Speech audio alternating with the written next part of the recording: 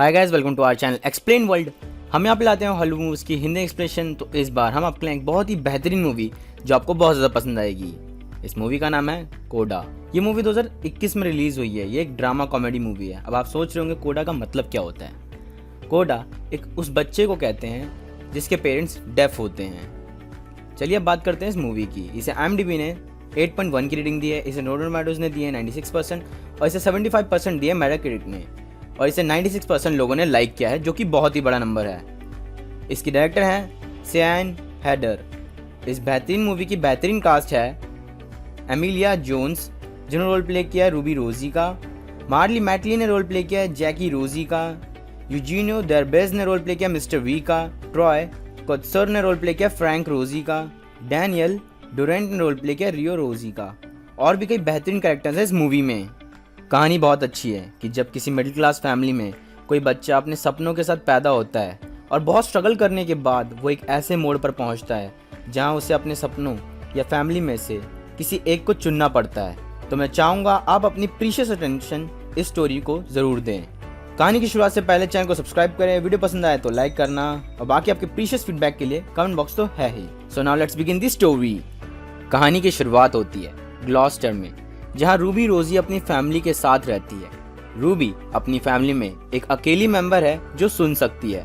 Ruby समझदार है। वो अपने फादर और भाई की फिशिंग में हेल्प करती है और उनके लिए एक हेल्पिंग हैंड बनती है। रूबी उनके लिए ट्रांसलेटर का भी काम करती है, जो अपने फादर और भाई को लोगों की बात साइन लैंग्वेज के थ्रू समझाती है। उसकी लाइफ ऐसी ही चलती आई है। वो एक मिडिल क्लास फैमिली से है, तो उसे कई बार कुछ चीज़ों से समझौता भी करना पड़ता है। उसे अभी तक उसके अंदर का टैलेंट नहीं पता, लेकिन एक दिन जब वो फिशिंग के बाद स्कूल जाती है, वो अपनी फ्रेंड गर्टी के साथ स्कूल में एक क्लब ज्वाइन करने वाली होती है, पर उसका क्रश एक लड़के पर है जिसका नाम माइल्स है। माइल्स क्वाड चूज करता है जिसमें सिंगिंग सिखाते हैं, तो रूबी भी क्वाड चूज करती है। स्कूल के बाद उसे उसके पेरेंट्स लेने आते हैं, जो उसे बहुत एम्बैरेसिंग लगता है। रूबी के घर पर बहुत नॉइजी रहता है सब कुछ, क्योंकि कोई सुन तो सकता नहीं है, सिर्फ वही सुन सकती है। फिर अगले दिन स्कूल में रूबी सिंगिंग क्लास में जाती है, जिसमें टीचर होते हैं मिस्टर वी, जो उन सबको सिंगिंग सिखाने वाले होते हैं। मिस्टर वी सभी स्टूडेंट्स का गाने के लिए ऑडिशन लेते हैं, लेकिन जब रूबी की बारी आती है तो वो बहुत पैनिक होकर डर जाती है। फिर वो उसी दौरान क्लास छोड़कर भाग जाती है। रूबी एक बड़ी लेक के पास जाती है और वहां अकेली बैठकर गाना गाती है। इसके बाद घर पर वो अपने पेरेंट्स को देख लेती है बात करते हुए कि उनकी फाइनेंशियल कंडीशन बिल्कुल भी सही नहीं है। फ्रैंकी की वाइफ जैकी उसे कहती है कि हमें बोट बेच देनी चाहिए। जैकी कहता है मैं ऐसा नहीं कर सकता क्योंकि मुझे फिशिंग के अलावा कुछ नहीं आता। अगले दिन रूबी फिशिंग करने के दौरान यही सब सोच रही होती है। फिर वो और उसका भाई लियो डॉक्स पर पहुंचते हैं। डॉक्स पर एक मीटिंग होती है जिसमें सारे फिशरमैन्स को बताया जाता है कि कंपनी उन्हें एक दिन के $800 ही देगी, जो कि उनकी मेहनत के बदले बहुत कम है। ये एक और प्रॉब्लम खड़ी हो जाती है उनके सामने। इसके बाद रूबी स्कूल जाकर मिस्टर वी से बात करती है और उन्हें समझाती है कि कई बार स्टूडेंट्स ने उसकी आवाज़ के लिए मजाक उड़ाया है। मिस्टर वी को रूबी का केस पता है कि वो एक लौती अपनी फैमिली में सुन सकती है। मिस्टर वी भी रूबी के गाने के पीछे का डर समझ जाते हैं। वो रूबी से कहते हैं कि दुनिया में बहुत सारी खूबसूरत आवाज़ हैं जिनके पास कहने के लिए कुछ नहीं है। क्या तुम्हारे पास कुछ कहने के लिए है? तब रूबी कहती है कि मुझे लगता है मेरे पास कहने के लिए कुछ है।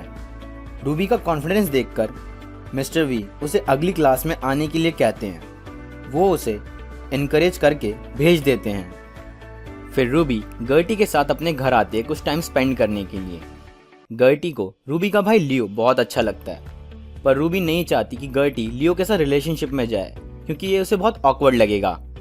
फिर सिंगिंग क्लास में रूबी बहुत अच्छा गाती है। मिस्टर वी भी उसे देखकर बहुत खुश होते हैं। इसके बाद मिस्टर वी रूबी को माइल्स के साथ एक डुएट परफॉर्मेंस तैयार करने के लिए कहते हैं, ताकि वो आने वाले एनुअल फंक्शन में उस परफॉर्मेंस को प्रेजेंट कर सकें। रूबी माइल्स के साथ गाना गाने के लिए बहुत एक्साइटेड होती है। मिस्टर वी दोनों को साथ में प्रैक्टिस करने के लिए कहते हैं। रूबी वहां से सीधा डॉक्स पर जाती है, जहां पर वो देखती है कि उसके फादर और भाई लियो एक बिजनेस प्रॉब्लम से जूझ रहे होते हैं। वो अपने फादर को कहती है कि हमें ये कंपनी छोड़ देनी चाहिए। फिर उसके फादर कहते हैं कि अगर हम ये कंपनी छोड़ देंगे तो हमारी मछलियों को कौन बेचेगा। तब रूबी कहती है कि मैं और लियो हमारी मछलियों को बेच देंगे। रूबी अपने फादर को लॉस में जाते हुए नहीं दे सकती, इसलिए वो इस बिजनेस को अपने भाई के साथ आगे बढ़ाना चाहती है। इसके बाद म्यूजिक क्लास में मिस्टर वी माइल्स और रूबी को डुएट परफॉर्मेंस प्रेजेंट करने के लिए कहते हैं। जब वो दोनों डुएट परफॉर्मेंस प्रेजेंट कर रहे होते हैं तब उनकी लाइंस आगे पीछे हो रही होती हैं और वो दोनों कॉन्फिडेंट भी नजर नहीं आते। मिस्टर वी उन दोनों को समझाते हैं कि एक रोमांटिक सॉन्ग है, इसमें अपनी फीलिंग्स डालो, इसे इमोशनली गाओ, दिल से गाओ। फिर वो माइल्स को रूबी के साथ प्रैक्टिस करने के लिए कहते हैं और माइल्स वहां से चला जाता है। माइल्स के जाने के बाद मिस्टर वी रूबी से कहते हैं कि तुम बहुत अच्छा गाती हो, तुम नेक्स्ट ईयर क्या कर रही हो। रूबी कहती है कि मैं अपने डैड के साथ काम करूंगी। मिस्टर वी कहते हैं तुम कॉलेज नहीं जाओगी। रूबी कहती है मैं पढ़ाई में अच्छी नहीं हूँ और हम कॉलेज अफोर्ड भी नहीं कर सकते। फिर मिस्टर वी कहते हैं कि miles Berkeley college of music में ऑडिशन देने वाला है और मैं उसे ट्रेन कर रहा हूँ। फिर वो रूबी से पूछते हैं कि जब तुम गाती हो तो तुम्हें कैसा लगता है। रूबी अपनी फीलिंग्स को बोलकर नहीं बताना चाहती, इसलिए वो साइन के थ्रू बताती है कि जब वो गाती है तब वो अपनी प्रॉब्लम्स को भूल जाती है और बहुत फ्री महसूस करती है। मिस्टर वी रूबी की बातों से इम्प्रेस होते हैं और वो कहते हैं कि मैं तुम्हें बर्कली के ऑडिशन के लिए ट्रेन करूंगा, बस मेरा टाइम वेस्ट मत करना। इसके बाद रूबी अपनी मॉम को बताती है कि उसे सिंगिंग पसंद है, लेकिन जैकी रूबी की बातों को सीरियसली नहीं लेती।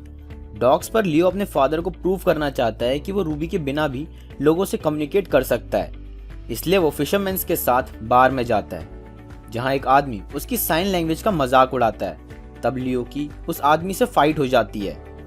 इसके बाद उसी बार में लियो की मुलाकात गर्टी से होती है। वो दोनों एक दूसरे को टेक्स्ट करके बात करते हैं, दोनों अच्छे दोस्त बन जाते हैं। इसके बाद हमें माइल्स नजर आता है रूबी के साथ सिंगिंग प्रैक्टिस करते हुए। उनकी प्रैक्टिस बहुत अच्छी चल रही होती है, माहौल एकदम रोमांटिक हो गया होता है। पर वो दोनों डिस्टर्ब तब हो जाते हैं जब फ्रैंक और जैकी नेक्स्ट रूम में इंटीमेट हो रहे होते हैं। उसी दौरान रूबी माइल्स को जाने के लिए कहती है। माइल्स को ये इंसिडेंट बहुत फनी लगता है। स्कूल में रूबी गर्टी को बताती है कि वो माइल्स को अब फेस कैसे करेगी। तभी उसे कैफेटेरिया में क्लासमेट्स की बातें सुनाई देती है जो उसका और उसकी फैमिली का मजाक उड़ा रहे होते हैं। फिर रूबी माइल्स की तरफ देखती है क्योंकि उसी ने ये सब बताया होता है। वो गुस्सा होकर वहां से चली जाती है और सीढ़ियों के पास बैठकर रोने लगती है। इसके बाद वो परेशानी वाली हालत और माइंड में बहुत सारी टेंशन लिए मिस्टर वी के घर जाती है। मिस्टर वी को रियलाइज होता है कि रूबी बहुत परेशान है, इसलिए वो उसे चिल्लाने के लिए कहते हैं ताकि उसकी फ्रस्ट्रेशन दूर हो सके। रूबी जोर जोर से चिल्लाती है और अपने आप को फ्री महसूस करती है। इसके बाद वो लोग प्रैक्टिस पर फोकस करते हैं। फिर रूबी फिशरमैन्स की एक बोर्ड मीटिंग में जाती है जहां फ्रैंक कंपनी के नए रूल से परेशान होकर अनाउंस करता है कि मैं अपनी खुद की कंपनी स्टार्ट करूंगा जहां मुझे अपने दाम पर मछलियों को बेचने की आज़ादी होगी और मेरे साथ जुड़ने पर सभी फिशरमैन्स को फ़ायदा ही फ़ायदा होगा। अब फ्रैंक ने ये कह तो दिया था पर यह आसान नहीं है, इसलिए वो सब घर पर डिस्कशन करते हैं और वो लोग अपना 100% देंगे कंपनी को बनाने में, ये डिसाइड करते हैं। इसमें सबसे बड़ा कंट्रीब्यूशन रूबी का होने वाला है क्योंकि उसकी पूरी फैमिली उस पर निर्भर करती है। वही तो है जो उनके आइडियाज़ और प्लान्स को लोगों तक पहुंचाएगी। फिर अगले दिन से उनका स्ट्रगल स्टार्ट हो जाता है सब सेटअप करने में। उस टाइम पीरियड में रूबी बहुत बिजी नज़र आती है। रूबी बिजनेस भी संभाल रही होती है, ऑडिशन की प्रिपरेशन भी कर रही होती है, सिंगिंग परफॉर्मेंस की तैयारी भी कर रही होती है। जैकी भी रूबी को मेहनत करते हुए देखती है। माइल्स रूबी से कई बार सॉरी बोलता है पर रूबी उस पर ध्यान नहीं देती। बिजनेस का असर रूबी की प्रिपरेशन पर पड़ रहा होता है, जिस वजह से वो मिस्टर वी के पास लेट पहुंच रही होती है। इसलिए मिस्टर वी रूबी को डांटते हैं कि अगर तुम मेरा टाइम वेस्ट करोगी तो मैं तुम्हें नहीं सिखाऊंगा, इसलिए अगली बार से ऐसा मत करना, ये लास्ट वार्निंग है। इसके बाद जब रूबी डॉग से निकल रही होती है तब मीडिया उसके पेरेंट्स का इंटरव्यू लेने पहुंच जाती है। इसलिए रूबी को अपने पेरेंट्स की हेल्प करनी पड़ती है ताकि वो मीडिया से कम्युनिकेट कर सकें और उस वजह से वो मिस्टर वी के पास नहीं जा पाती। इसलिए मिस्टर वी मना कर देते हैं। मिस्टर वी कहते हैं मैं अनडिसिप्लिन लोगों को नहीं सिखाता। रूबी मिस्टर वी से कहती है कि मैंने अपने पेरेंट्स के बिना कुछ भी नहीं किया है।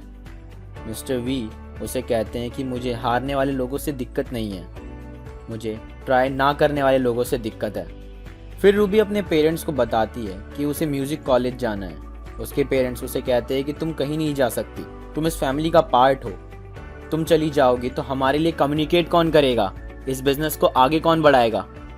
पेरेंट्स के मना करने की वजह से रूबी दुखी हो जाती है। फिर एक दिन फ्रैंक और लियो कैसे फिशिंग करते हैं ये देखने के लिए सी मॉनिटर उनके साथ आती है।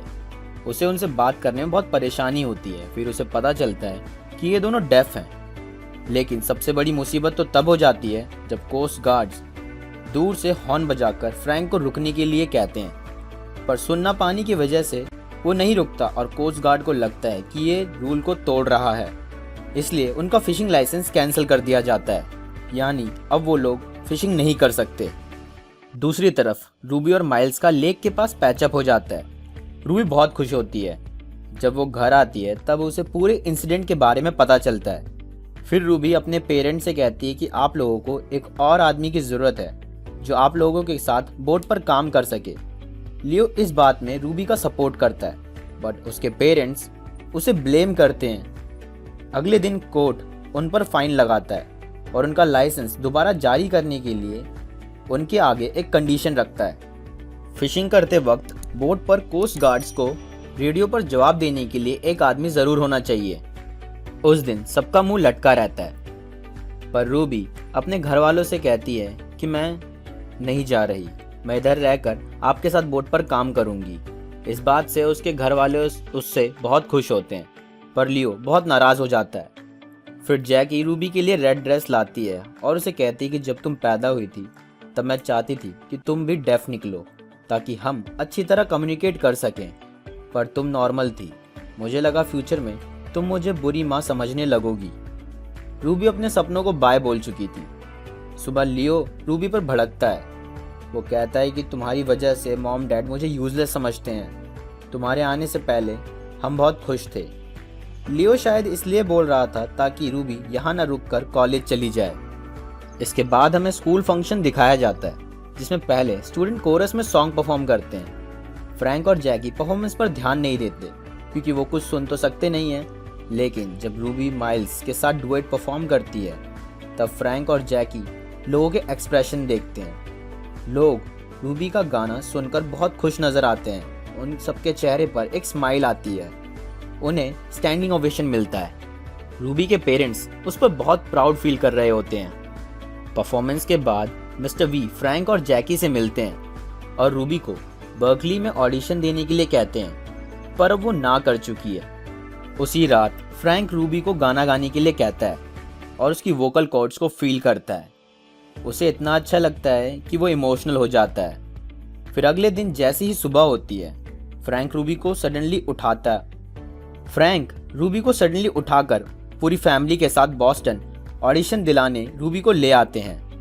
ऑडिशन हॉल में फैमिली का जाना मना होता है, इसलिए सिर्फ रूबी ही जा पाती है। जजेस को देखकर रूबी नर्वस हो जाती है, लेकिन वो अपना कॉन्फिडेंस गेन करती है। वो एक ऐसा सॉन्ग बताती है जिसकी ट्यून सिर्फ मिस्टर वी को पता होती है और फॉर्चुनेटली वो वहाँ आ जाते हैं। और तो और रूबी के पेरेंट्स भी उसे सपोर्ट करने के लिए सीक्रेटली बालकनी में आ जाते हैं। फिर रूबी गाना गाती है और साथ साथ साइन लैंग्वेज का यूज़ करती है जिससे उसकी फैमिली भी समझ सके कि वो क्या बोल रही है। रूबी बहुत अच्छा गाती है, उसका ऑडिशन बहुत अच्छा जाता है। कुछ समय बाद रूबी का बर्कली में एडमिशन हो जाता है। वो ये न्यूज़ अपने पेरेंट्स और मिस्टर वी को बताती है। ये सुनकर सब बहुत खुश होते हैं। रूबी माइल से भी कहती है कि वो उससे मिलने बॉस्टन आया करे और रूबी की फैमिली का बिजनेस भी अच्छा चल रहा होता है। वर्कर्स साइन लैंग्वेज सीख रहे होते हैं। रूबी को अब सब सेटल नज़र आता है। अब वक्त आ गया होता है अपने सपने की तरफ बढ़ने का। एट द लास्ट रूबी की फ्रेंड गर्टी उसे बॉस्टन कॉलेज छोड़ने जा रही होती है। फिर रूबी अपनी फैमिली को इमोशनली गले लगाती है।